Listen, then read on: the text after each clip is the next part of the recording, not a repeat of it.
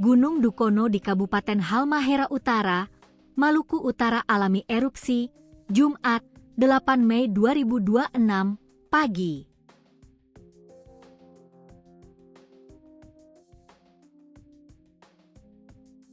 Puluhan orang dilaporkan terjebak saat erupsi setinggi 10.000 meter terjadi. Gunung Dukono terletak di utara Pulau Halmahera yang terdiri dari beberapa kawah berapi dengan aktivitas tinggi. Pada tahun 1550 lalu, Gunung Dukono mengalami letusan hingga lava mengisi selat di antara Pulau Halmahera dan lereng utara dari Gunung Mamuya. Pada erupsi Jumat pagi ini, sebanyak 20 pendaki terjebak. Tim SAR gabungan Basarnas Ternate pun berusaha melakukan pencarian dan evakuasi korban.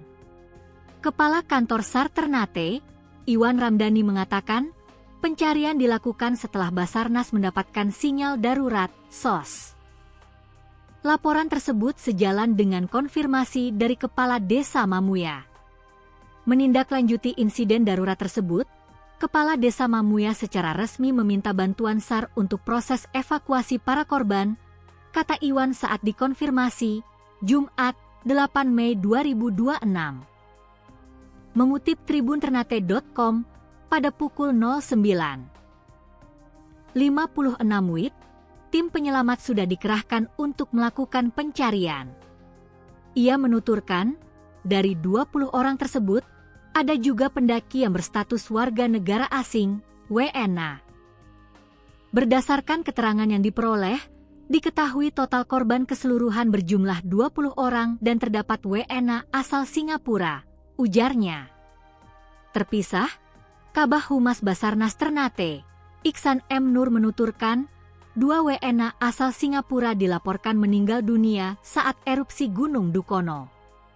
Yaitu sesuatu laporan data yang Basarnas dapat. Namun, kepastian A1-nya nanti tim sudah tiba di lokasi dan memastikan langsung, ujarnya, dikutip dari kompas.com.